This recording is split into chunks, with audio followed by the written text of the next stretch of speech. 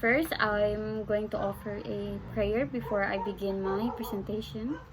Um, Dear God, as I embark on this solo presentation, I humbly ask for your guidance and strength. Grant me a clarified mind, confidence in my abilities, and the ability to connect with my audience. May my words be impactful and my delivery be engaging. Bless this presentation with success and may it serve to inspire and enlighten those who are listening. Amen.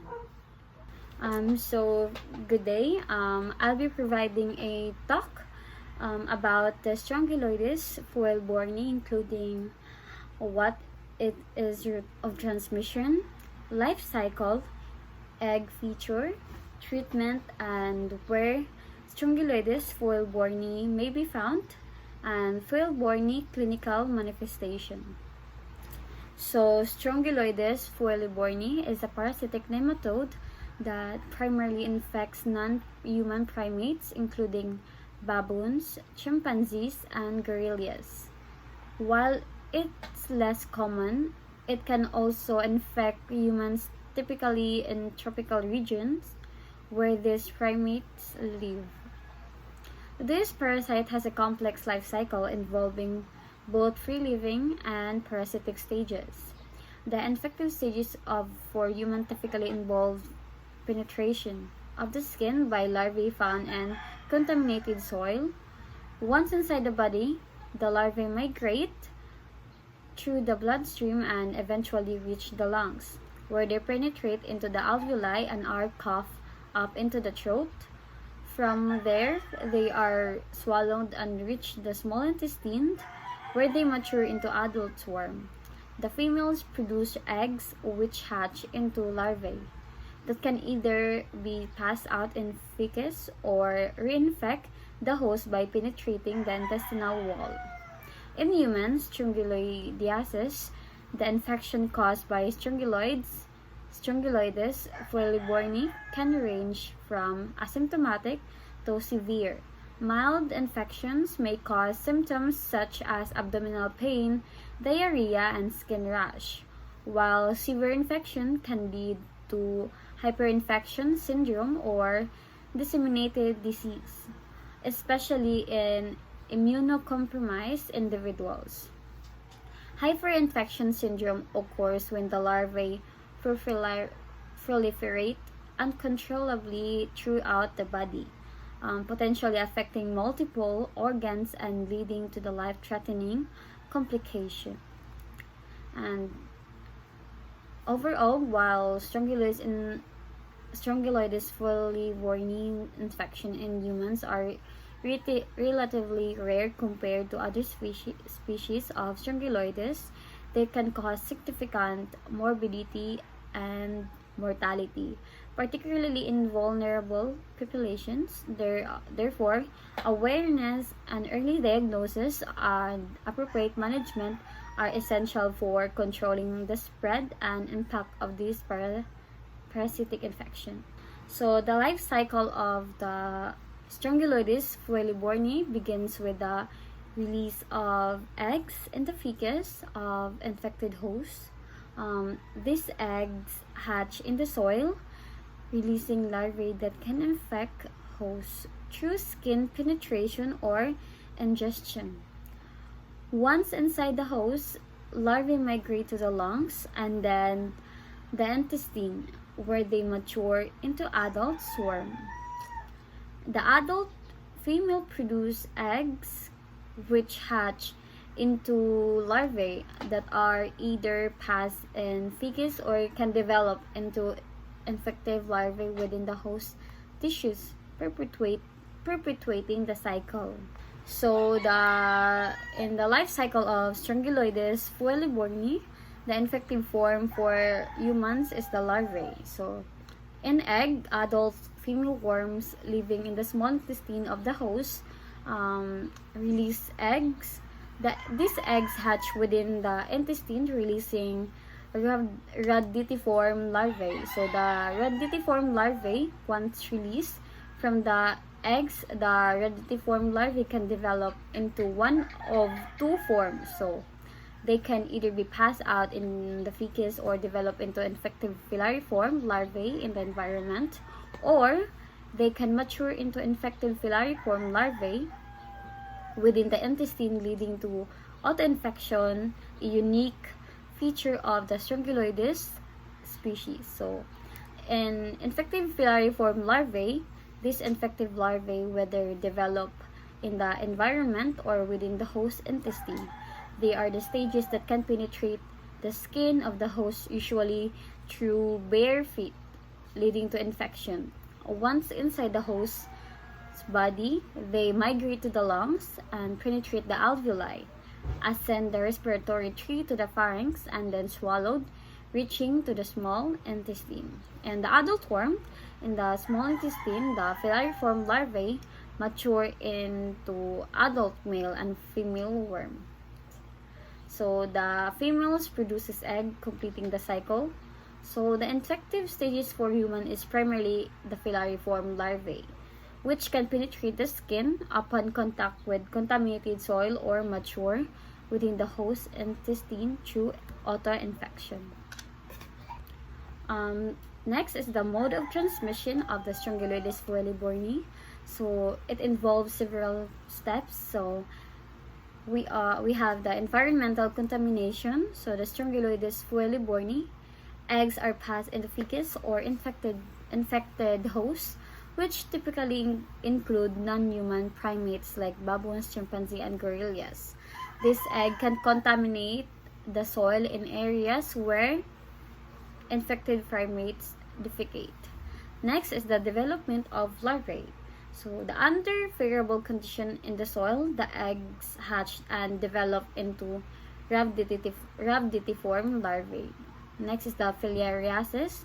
The rhabditiform larvae molt into infective filariform larvae, which are the stages capable of penetrating the skin of the new host.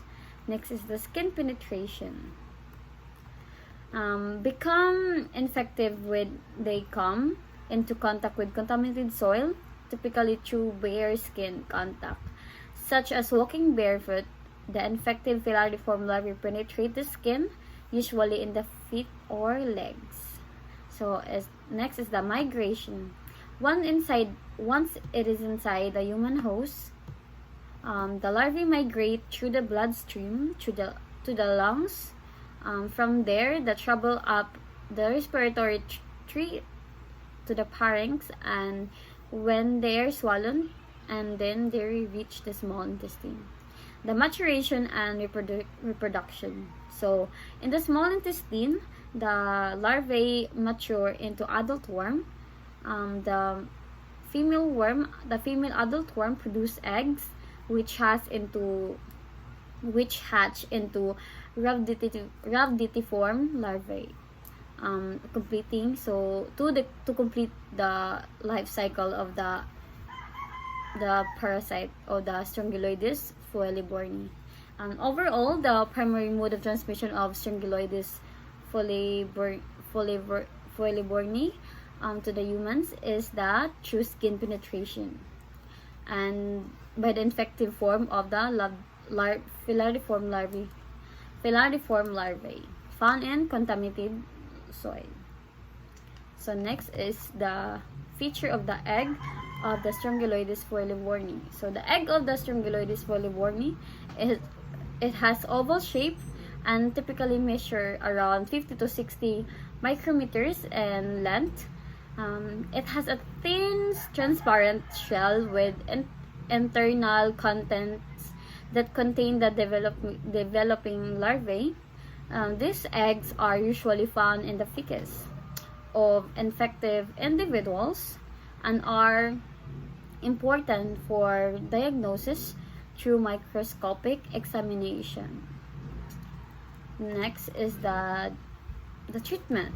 So the treatment of the Strongyloides fuelleborni, it involves the use of anthelmintic medication, which are drugs that kill parasitic worms. So the most commonly used for medication for the treating strongyloidiasis is the ivermectin, albendazole, and thiabendazole.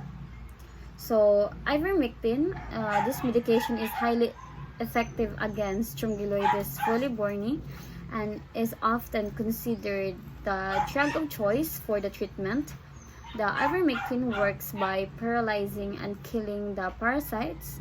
A typically regime involves a single oral dose, although multiple doses may be necessary in severe cases for the individuals and compromised immune system.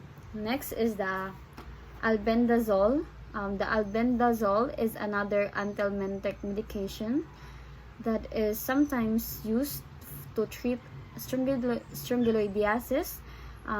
It works by interfering with the parasite's ability to absorb glucose, leading to their individual death. And albendazole is usually administered as a single oral dose, although multiple doses may be needed in some cases. Next is the thiabendazole. While this is less commonly used today due to its side effects and the availability of safer alternatives like ivermectin and albendazole. Thiabendazole may still be considered in certain situations. It is available in both oral and topical form. It is important to note that treatment may vary depending on severity of the infection, the individual's overall health status, and any underlying medical condition. In some cases, repeat doses or combination therapy with multiple medication may be necessary to ensure complete eradication of the parasites. Additionally, it involves individuals with severe or disseminated strongyloidiasis, especially those who are immunocompromised, may require more aggressive treatment approaches and close medical monitoring to manage potential complications such as hyperinfection syndrome. As always, treatment decisions should be made in consultation with a healthcare professional who can assess the specific circumstances of the individual cases and recommend the most appropriate course of action. So next is where is the most common places the Strongyloides fuelleborni can be found. So Strongyloides fuelleborni primarily found in tropical and subtropical region where its natural hosts such as non-human primates like baboons, chimpanzee, and gorillas reside. Some of the most common places where Strongyloides fuelleborni may be active include Africa, Southeast Asia, Central and South America, Oceania, and parts of India and Bangladesh. So in Africa, many parts of sub-Saharan Africa, including countries with dense rainforests such as the Democratic Republic of Congo, Cameroon, Gabon, and Uganda, are habitats for non-human primates and those potential areas where Strongyloides fuelleborni infections can occur. Next is the Southeast Asia, regions with dense tropical forests in countries like Indonesia, Malaysia, Thailand, and also the Philippines are known habitats for non-human primates and are also areas with Strongyloides fuelleborni infection can be found. So next is the Central and South America. Tropical rainforests in countries such as Brazil, Peru, Colombia, and Ecuador are home to various species of non-human primates and may harbor Strongyloides fuelleborni infection. Next is the Oceania. Islands in the Pacific including Papua New Guinea, Parts of Melanesia and Micronesia have dense rainforests and population of non-human primates, making them potential areas for Strongyloides fuelleborni activity. And next is the part of India and Bangladesh. No, so forested regions in these countries where non-human primates reside can also be environment where Strongyloides fuelleborni infections occur.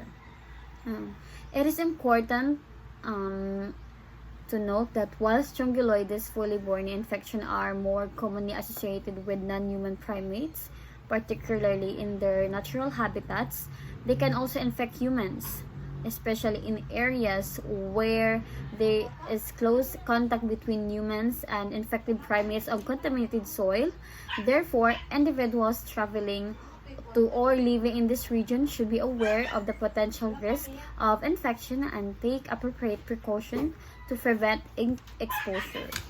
So, the clinical manifestation of the Strongyloides fuelleborni infection, known as strongyloidiasis, can vary widely depending on factors such as the intensity of the infection, the host immune status, and whether the infection is acute or chronic.